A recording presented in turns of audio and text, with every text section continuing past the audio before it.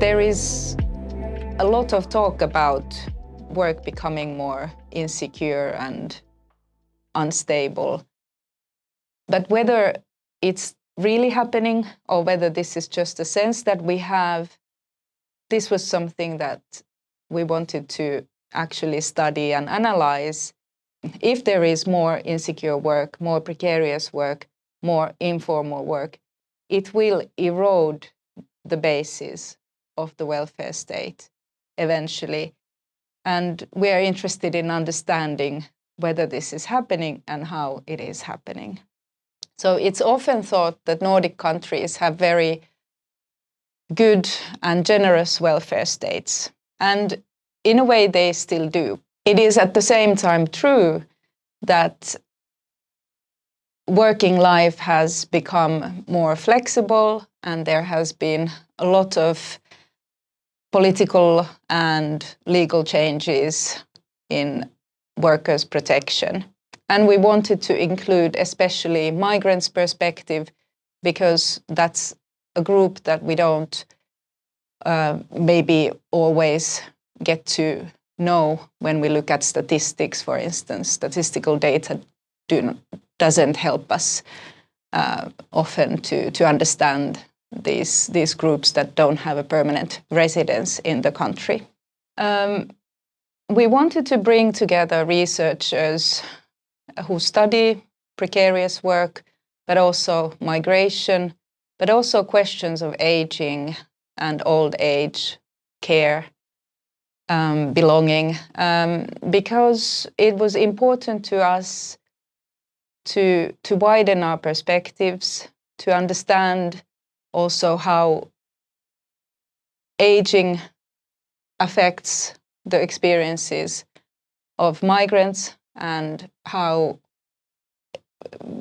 old age is potentially experienced differently by migrants, but also how migrant workers have such an important role in sustaining aging societies. The symposium brought together over 70 researchers from the Nordic countries, from the UK and beyond. We had over 40 presentations, we had 3 excellent keynotes. So we had really fruitful, interesting mix of papers and workshops.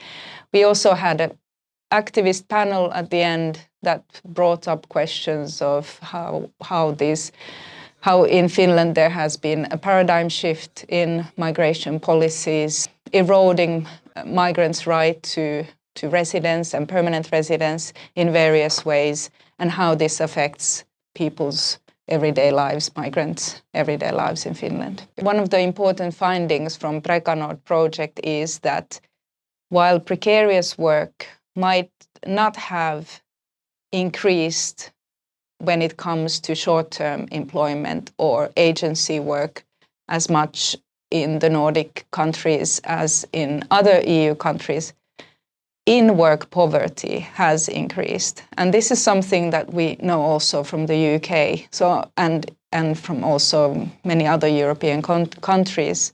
When in the past, when you had a job, first of all, it was usually a kind of a standard employment contract. Now you may end up having a zero-work contract or very short-term contracts, and it might especially be the case that you don't earn a living wage. You don't earn a wage that allows you to have a decent life. So you might be working and still in poverty, and that's something very new in the Nordic countries, and it's something that's happening in all of the Nordic countries. We should learn from these findings and understand that we are now going to that direction, that we have an increasing number of people who are poor, even though they are working, and we should definitely do something about that. Another key finding, and another thing that was very much discussed during the symposium, is that it's not enough that we focus on labor markets solely, because a lot of workers are migrants. They have maybe very short residence permits, or they might be posted workers, they might be here as seasonal workers. They are excluded from the welfare protections. So for them, for instance, losing a job would also, in often cases, mean losing their right to residence. Certain sectors, especially construction sector in all of the Nordic countries, which relies on migrant temporary workforce that is not in our resident population.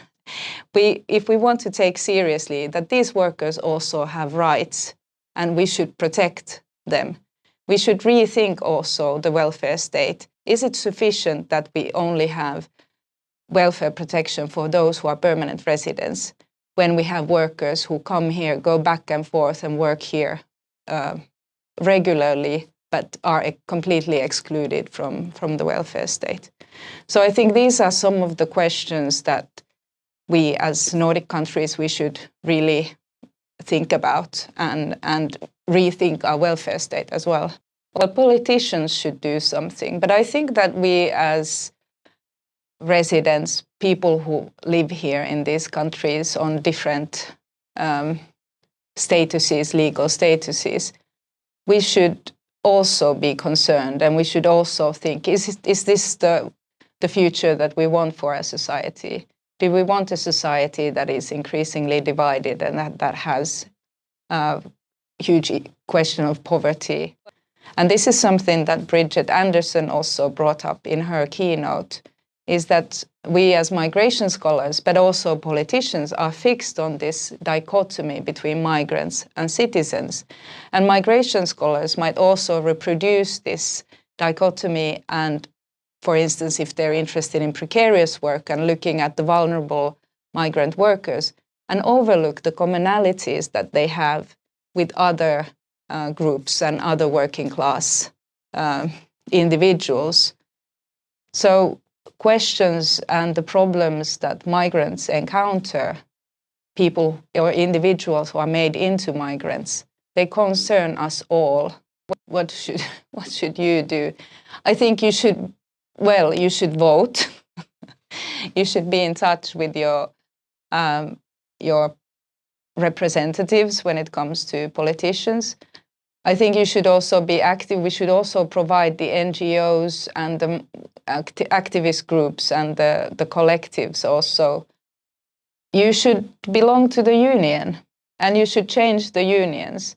One of the findings from PrecaNord is the rate of union membership has declined significantly in all Nordic countries. And if we don't have strong unions that also include those who are working here on temporary residence permits, who will protect the rights of the workers? What you could also do is raise these questions next time you have dinner with your family and your friends, you have a beer with your friends.